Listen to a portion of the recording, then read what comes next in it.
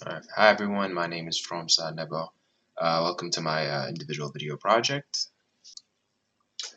Before we start, this is a disclaimer to let you know that this is strictly for educational purposes. Do not do this in real environments. I'm not responsible for any damages that can occur, and I'm certain damages can occur if you do this in a real environment that you don't fully understand. So only do this in controlled labs where you know like all the devices on the network, and two, where you own slash have full permission to do this, because if you do this in a real network or one that you don't own, you can cause a lot of damage or be it's a crime. You can go to jail. Don't do this in a network that you don't have permission to do this in, and don't do this in a network that is actually live and being used. I'm going to be doing a video on a man-in-the-middle attack using ARP. So what is ARP? ARP is ARP stands for Address Resolution Protocol, and it's used on local networks so that they can devices can associate MAC addresses and IP addresses to communicate. So how does ARP work? ARP basically just sends out a request message saying, hey, who has this IP address? And the device that has that IP address responds with its MAC address. And usually this works perfectly fine because devices aren't malicious and they don't intentionally try to steal information or anything. They'll just behave normally. This is how it's supposed to be. But because it is like a response thing, and it's not like there's no mandatory checks to confirm whether or not this device actually has that IP address, it can be used by attackers. Well, I guess I just went over what ARP poisoning is, but as you can see here, you have the router or the network access point, and the victim thinks it's communicating with the router directly, but the hacker is saying, hey, this is the MAC address that's associated with this IP address, and you can just send it to me, and the hacker would look through anything. But just to make sure the victim is not aware of what's happening, it'll also pass the request that it gets from itself to the network, and then the router will send it out to the internet, then come back down to the router. Router is also, in this case, being fooled by the attacker machine into thinking that the router is the victim. That the hacker is the victim, so that it can pass the packets between the two, and neither of the devices are aware that they aren't directly communicating with each other. And in this case, if you're using something that isn't encrypted, the hacker can directly essentially just read whatever it is that you're sending over the internet. So now to do a live demonstration, I'll be using VirtualBox. Let me just put this down. Actually, okay, that's fine. So I have four machines up. This one is the router. Give me 1 second. And I just have Wireshark up on it just to see what's happening as the attack goes on. Unfortunately, I can't make it any bigger because I don't have a very good CPU, and every time I try to change the sizes, it keeps just crashing on me. So I'm glad that it's at least letting me run 4 different machines just so I can do this demo. But okay, so we have our client here.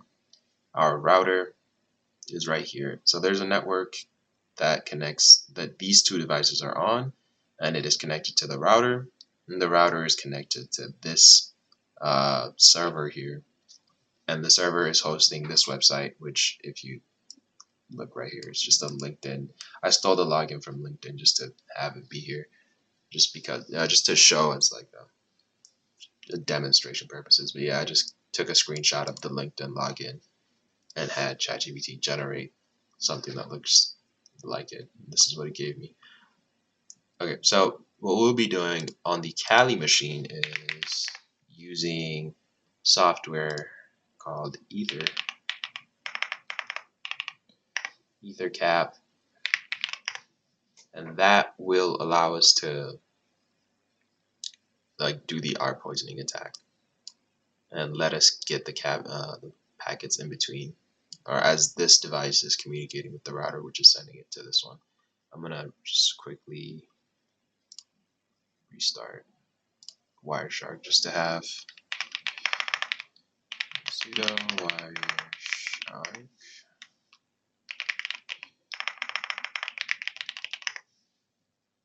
Okay, let's go to any.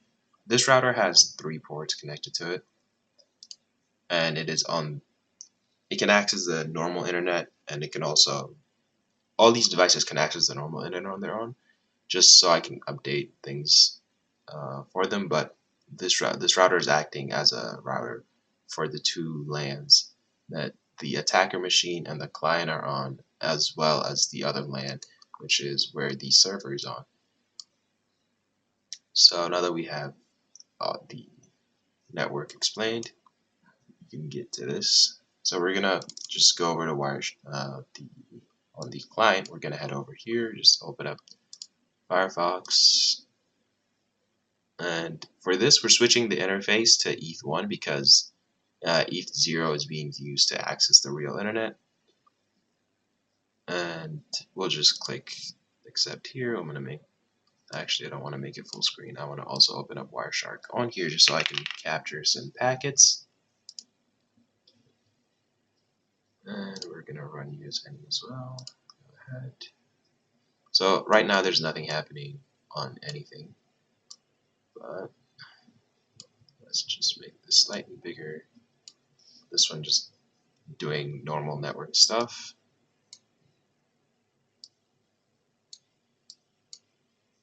Okay, so we're gonna be doing a scan for hosts just to get that, and as you can see, it's going through. You can see all of the ARP requests here, where it's going through each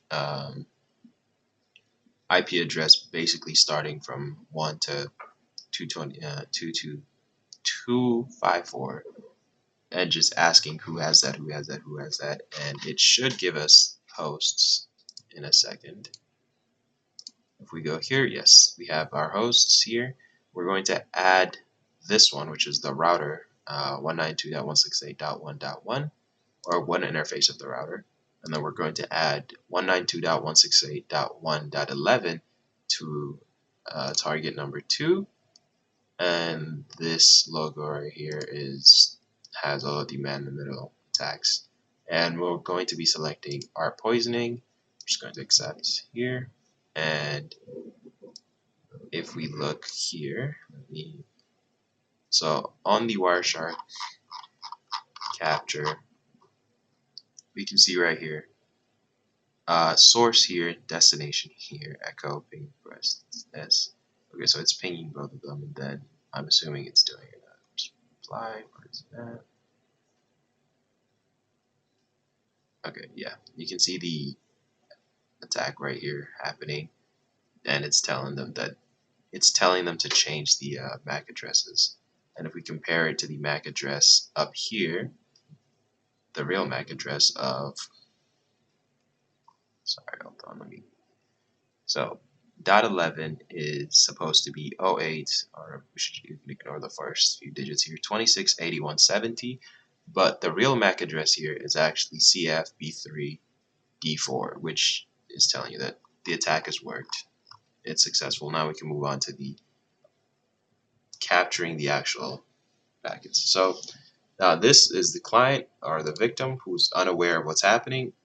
Just goes to the website that they're going to, types in the IP address of this server here, 192.168.2.22, and it's just going to log in.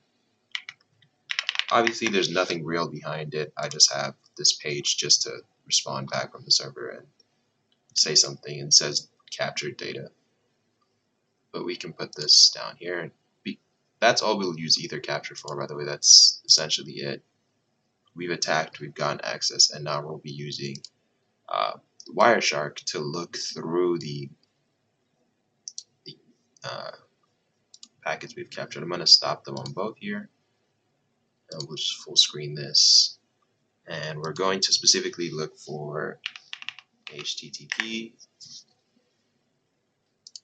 here. So you can do TCP streams or whatever, but I'm just going to do HTTP because it's slightly faster than having to look through all of them.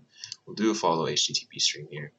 And this is the GET request from the client, or the victim in this case, and then this is the website that's being responded back. And this is where we're at. So we can close that, and then we can look for the post, which is when the client sends data back to the server. And that happens, honestly, I have a hard time finding that. So I'm just going to go ahead and do a quick link filter that specifically finds posts here. Let's just HTTP dot request. Oh yeah, right there. All right, come on. And there's our post. So if we go ahead, actually, I want to do this. Close that. Oh, my computer's starting to slow down. Okay, now if we follow the stream, we can see here that the connection was kept alive from the other part. So that's why it says here, and that's why we don't see the initial GET request, because it's kept alive, but it's essentially a different stream at this point. And we can see the password that we put in, which is fro and fro. And now that the attacker has access to this data, they can essentially do whatever they want with it. They can log in and see the same thing. So we'll do that. Even though there is no real like authentication or anything happening on the server end, just to show you that like we did capture the username and we could potentially log in, you know, I'll just go to the server and try it. So 192.168.2.2.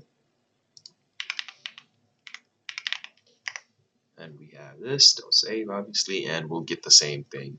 But in reality, we don't have authentication, and that is what's going to appear regardless. But we can see that we did end up capturing the username and the password for the client or the victim, and that is the end of the live demonstration. I do have to say this, I think I forgot to say this, but legally speaking, this is strictly for educational purposes. Do not do this. You probably will not get away with it. Just simply don't do it. It's illegal. It's a crime. Don't do it. But yeah, there it is.